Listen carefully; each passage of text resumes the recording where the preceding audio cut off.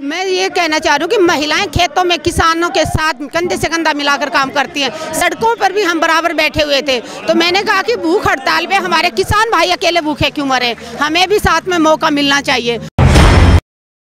25 दिसंबर 2020 को हमने 11 महिलाओं ने भूख हड़ताल शुरू की, जो हम 4 बार यहाँ बैठ चुके हैं। उसके बाद 18 जनवरी को हमने महिला किसान दिवस मनाया। और मैं सबसे पहले धन्यवाद करती हूँ पंजाब के भाइयों का, पंजाब के किसानों का, पंजाब की माताओं बहनों का, जिन्होंने पूरे देश की जनता को जगा दिया। जब तक सरकार ये तीनों काले कानून रद्द नहीं कर देती, MSP पे कानून नहीं बना देती, तब तक सड़कों पे किसान डटे रहेंगे, महिलाएं किसान भी उनके साथ डटी रहेंगी। सत श्री अकाल जी। इस वक्त असीं खड़े हाँ टिकरी बॉर्डर की स्टेज के कोल, जिथे साडे नाल एक मैडम मौजूद ने। हुणे हुणे तकरीरां करके आए ने मंच तो, बहुत जोशीला इन्हां ने भाषण दिता ते लंबे समय तो जिहड़ा हैगा संघर्षां नाल जुड़े हुए ने। किसानी संघर्ष दे विच महिलावां नूं जोड़न दे लई वड्डी भूमिका निभा रहे ने। कित्थों ने और किस तरह इन्हां सारियां मूवमेंट्स दे नाल जुड़े गलबात करते हैं। मैडम सत श्री अकाल। सत श्री अकाल वीर। सबसे पहले अपने बारे में परिचय दे, कहाँ से हो और संघर्ष में जुड़ने का जो मन कैसे बना? मेरा नाम सुदेश गोयत है, wife of major Ajmer Singh Goyat, Sisar Kharwala Hisar district Haryana से हूँ मैं। और मैं इस आंदोलन से इसलिए जुड़ी क्योंकि मैं एक किसान की बेटी हूँ। जिस दिन ये आंदोलन शुरू हुआ उसके अगले दिन से मैंने यहाँ आना शुरू कर दिया था। मैं ये कहना चाह रही हूँ कि महिलाएं खेतों में किसानों के साथ कंधे से कंधा मिलाकर काम करती हैं। सड़कों पर भी हम बराबर बैठे हुए थे, तो मैंने कहा कि भूख हड़ताल में हमारे किसान भाई अकेले भूखे क्यों मरे, हमें भी साथ में मौका मिलना चाहिए। तो 2 दिन मुझे मौका परमिशन नहीं मिली स्टेज पे बैठने की, मैंने 4 बजे तक नीचे बैठ के अपनी भूख हड़ताल जारी रखी। तीसरे दिन हमारे किसान नेताओं ने सिंघू बॉर्डर पे एक मीटिंग की और हमें परमिशन दी गई। 25 दिसंबर 2020 को हमने 11 महिलाओं ने भूख हड़ताल शुरू की, जो हम 4 बार यहाँ बैठ चुके हैं। उसके बाद 18 जनवरी को हमने महिला किसान दिवस मनाया, जिसमें बढ़ चढ़कर महिलाओं ने हिस्सा लिया। और मैं सबसे पहले धन्यवाद करती हूँ पंजाब के भाइयों का, पंजाब के किसानों का, पंजाब की माताओं बहनों का, जिन्होंने पूरे देश की जनता को जगा दिया। अपने हक की जो आवाज़ की जो जोत जलाई है पंजाब ने, उसको हम बुझने नहीं देंगे। जब तक सरकार ये तीनों काले कानून रद्द नहीं कर देती, MSP पे कानून नहीं बना देती, तब तक सड़कों पे किसान डटे रहेंगे, महिलाएं किसान भी उनके साथ डटी रहेंगी। तुसीं औरत वर्ग नाल जुड़े हुए हो। ਜਦੋਂ भी कोई संघर्ष पहला होंदे सीगे वो ज़्यादातर मर्द वर्ग की शमूलीयत होती सी, ज़्यादा उस दे विच ज़्यादा जो काउंटिंग होती थी मर्दों की होती थी। लेकिन इसमें देखें छोटी बच्चियां, स्टूडेंट्स, लड़कियां और बड़ी उम्र की महिलाएं सभी जो हैं बढ़ चढ़ कर आ रहे हैं। क्या पंजाब, क्या हरियाणा, क्या ग्वालियर, दूर दूर से। कैसे देखते हो 50% आपकी आबादी है देश में, और जो इतना संघर्ष में जोश देख रहे हो, औरत नारी शक्ति जिसे कहते हैं, कैसे देखते हो? मैं इसका भी श्रेय पंजाब की माताओं को देना चाहूँगी। पंजाब की माताएं जगी हुई थी, रेलवे लाइनों पे 2 महीने से वो बैठी हुई थी। यहाँ पे जब ये आंदोलन शुरू हुआ 4 दिन तक लगातार सिर्फ पंजाब की माताएं बहनें थी। उनके बीच में हरियाणा की तरफ से, ये टिकरी बॉर्डर की बात कर रही हूँ, हरियाणा की तरफ से मैं अकेली महिला थी 4 दिन तक। लेकिन धीरे धीरे आज की तारीख में हरियाणा की मातृ शक्ति इतना जग गई है कि एक एक गाँव से 4-4 बसें भर के आती हैं। गाँव से हलवा बना के ट्रोलियों में रख रख के, बड़े बड़े कढ़ाया भर भर के, यहाँ जितने धरने चल रहे हैं उन पे हमारी माताएं बहनें बांट के जा रही हैं। हम लोग भी सुबह से शाम तक यहाँ रहते हैं। शाम को जब हम जाते हैं ट्रोलियों के पास, जो हमारे पंजाब के भाई हैं जो ज़्यादा बुजुर्ग हैं, खाना नहीं बना सकते, बड़ा परेशान होकर बना रहे हैं, हम उनका खाना बनाने में मदद करते हैं। भाईचारा बढ़ गया हमारा। मैं ये कहूँगी भाईचारा बहुत ज़्यादा बढ़ गया। और ये आंदोलन शुरू हुआ था किसान के नाम से, सिर्फ किसानों के लिए, लेकिन ये एक जन आंदोलन बन चुका है। ये हर वर्ग की इसमें आ चुका है और आना भी चाहिए, क्योंकि ये अकेले किसान की लड़ाई नहीं है। आज सिर्फ किसान की लड़ाई दिख रही है। आने वाले समय में अगर कृषि कानून लागू हो जाते हैं, अपनी कृषि उद्योगपतियों के हाथों में चली जाती है, तो जो आटा 30 रुपये किलो वो कल 100 रुपये किलो बेचेंगे। आज पानी की बोतल देखिए वो 20 रुपये लीटर बेच रहे हैं, हमारा गेहूँ 19 रुपये किलो खरीदा जा रहा है। तो अगर पूंजीपतियों के हाथों में सब कुछ चला गया तो देश को, मैं ये कहूँगी जैसे पहले होता था साहूकार, और हम तो सिर्फ भीख मांगने वाले हैं, 2 टाइम की रोटी का ही वो कर सकेंगे, अपने हक की आवाज़ नहीं उठा पाएंगे।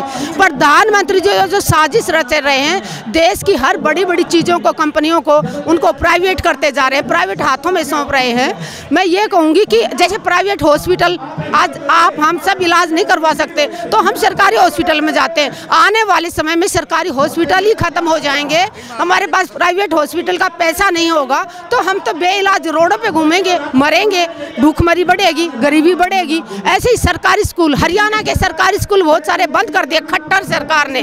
खट्टर तो खटारा ही बना दिया हमारे हरियाणा का 6 सालों में इन्होंने। तो जो प्राइवेट स्कूलों में बच्चे को, किसान का बच्चा, मजदूर का बच्चा नहीं पढ़ सकता, वो सरकारी स्कूल में भेजता। सरकारी स्कूल सरकार बंद करने पे तुली हुई है, तो सरकारी स्कूल बंद हो जाएंगे तो मजदूर का बच्चा कहाँ जाएगा?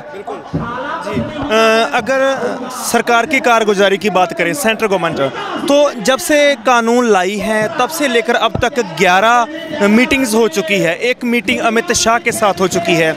जब एक के बाद एक मीटिंग, तो एक उम्मीद होती थी भी अगली मीटिंग में कोई अच्छी खबर आएगी, अगली मीटिंग में कुछ सरकार नरम हो जाएगी। लास्ट जो मीटिंग हुई है 22 को, तो उसमें तो सरकार ने सीधा ही हाथ खड़े कर दिए और ऊपर से किसान लीडर्स को ऐसे बोला कि हम जो जहां बातें करते हैं आप जाके बाहर मीडिया के साथ शेयर क्यों करते हैं। पूरी नाराज़गी दिखाई। कैसे देखते हो सरकार का जे इतना रुखा जो बर्तारा है किसान आगू के साथ? नहीं, ये सरकार क्या चाहती है कि कुल्हड़ी में गुड़ फोड़ना। एक हरियाणा में कहा था कुल्हड़ी मतलब छोटे मटके के अंदर गुड़ फोड़ना, वो नहीं फूटेगा। अरे छुपाने वाली क्या बात है? किसानों ने साफ साफ बता दिया कि हमें काले कानून रद्द नहीं होंगे तब तक हम नहीं हटेंगे, हमें बीच का समझौता नहीं चाहिए। तो सरकार, अगर सरकार ने किसानों के साथ जो बात की, मैं तो ये कहूँगी कि लाइव डिबेट होना चाहिए।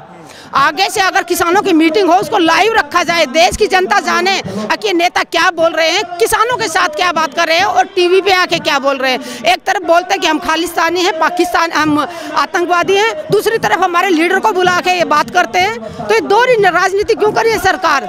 सरकार को मैं यही कहना चाहूँगी कि जितनी भी आप इसको उनको चाल है सरकार की, आंदोलन को लंबा खींचो ताकि हार थक के घर चले जाए, लेकिन ऐसा नहीं है। हमारे इस काले कानून को रद्द कराने के लिए 100 के करीब हमारे किसानों ने जो शहादत दी है, हम उनकी कुर्बानी बेकार नहीं जाने देंगे, हम उनकी कुर्बानी बेकार नहीं जाने देंगे। वो भाई घर से निकला था काले कानून रद्द कराने के लिए, उसके घर में गई है लाश। 23 साल का बच्चा, जिस माँ का एक ही बेटा था और उसके घर में लाश जाती है, क्या बीतती है उसके बाप पे जो अपने कंधों पे अर्थी लेके जाता अपने बेटे की। खट्टर सरकार के कोई बच्चा नहीं है ना, तो ये तकलीफ नहीं समझ सकते उस बाप की। अगर 26 जनवरी की बात करें, पहले तो सरकार ने बहुत जोर लगाया, अदालत में गए भी परेड ना हो, फिर पुलिस ने भी कोशिश की भी हम आने नहीं देंगे दिल्ली में। उसके बाद कुछ शरारती घुसपैठ करवाई, पकड़ा भी गया, उन्होंने बड़े खुलासे किए, मानसिक तौर पर डराने की कोशिश की भी किसान पीछे हट जाएं, किसानी परेड ना करें। कैसे देखते हो जैसे शाहीन बाग में दंगे करवाए, उससे पहले जाट आंदोलन में दंगे करवाए, सरकार की क्या मंशा है? आपको क्या लगता है सरकार ऐसी घटिया हरकत कर सकती है इसमें? सरकार बहुत, मैं कहती हूँ कि सरकार कहीं तक भी जा सकती है, बहुत नीचे तक गिर सकती है सरकार। लेकिन हमने वो जो पिछले आंदोलन हुए ना, उनसे हमें सीखने को मिला है। हमारे जो यहाँ पे लोग हैं वो जागरूक हो चुके हैं। रातों रात ट्रॉलियों के सामने लठ लेके हाथों में पहरा देते हैं बच्चे। हम 1 मिनट में पहचान लेते हैं कि अननोन आदमी कोई आते, कोई महिलाएं आती है, महिलाओं को भी घुसाते हैं बीच में। महिलाएं भी आ रही हैं, बहुत सारी माताएं बहनें भी आ रही। मुझे शर्म आ रही है कि महिला होके वो ऐसी गंदी चालें चल रही हैं कि आंदोलन को कमजोर बनाने की। लेकिन हमारे युवाओं को हमने जगा के रखा हुआ है, समझा के रखा हुआ है। अभी वो किसी की भकाई में नहीं आएंगे क्योंकि हम जीत के बहुत करीब है। लाखों की संख्या में किसान बॉर्डरों पे डटे हुए हैं, वो अनुशासन के साथ, शांति के साथ, एकता के साथ, वो हमारी जीत की निशानी है।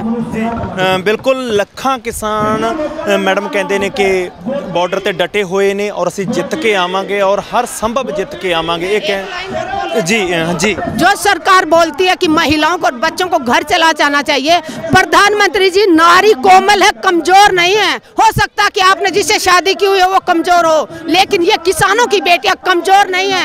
ये कंधे से कंधा मिला के यहाँ डटेंगी। हमारी माताएं बहनें बैलगाड़ी से लेकर हवाई जहाज तक चलाती हैं, तो आपने कैसे सोच लिया कि माताएं बहनें घर चली जाएं? अगर आपको हमारी माताओं बहनों की इतनी फिक्र है तो जल्द से जल्द तीनों काले कानून रद्द करें, क्योंकि हमारे किसानों के पास भी टाइम नहीं है सड़कों पे बैठने का। किसानों को कोई शौक नहीं है यहाँ खुले आसमान में सोने का, सड़कों पे रोटियां बनाने का। मजबूरी में आपने इतना मजबूर कर दिया हमें यहाँ सड़कों पे बैठने के लिए, माताओं बहनों को यहाँ सड़कों पे आने के लिए। हम अपने भाइयों को, अपने बुजुर्गों को यहाँ भूखा मरने के लिए या पुलिस से डंडे खाने के लिए अकेला छोड़ के घरों में नहीं जा सकते। जिएंगे तो अपने भाइयों के साथ जिएंगे, मरेंगे तो भाइयों के साथ मरेंगे। काले कानून जब तक रद्द नहीं हो जाते हम यहाँ डटे रहेंगे और अपना हक लेकर रहेंगे। जाग रे किसान का मेरे, जाग के दिखा, अपने और पराये को पहचान के दिखा। अपने अधिकार तुझे खुद लेने हैं, मांगने से मिले नहीं छीन लेने हैं। अगर मेरी सरकार आपने हमारे हक नहीं दिए मांगने से तो हम छीनना जानते हैं, छीनना जानते हैं। जय हिंद जी। बिल्कुल बिल्कुल इन्हों का कहना कि साइकिल तो लैके जहाज़ तक लड़कियां औरतां चला लैंदियां ने ते जिहड़ियां सरकारां जां जिहड़ियां हुकूमतां ये समझदियां ने कि औरत कमज़ोर है, इन्हां नूं वापस घरे चले जाना चाहिए, उन्हां दा वहम है। तो इन्हां दा कहना कि असीं 26 जनवरी की परेड दे विच वड्डे पद्धर ते अपने किसान भरावां दे नाल मोढा ला के चलांगे ते किसानी परेड करके आवांगे। कैमरामैन शरणजीत मौड़ दे नाल टिकरी बॉर्डर तो मैं हरजिंदर सिद्धू।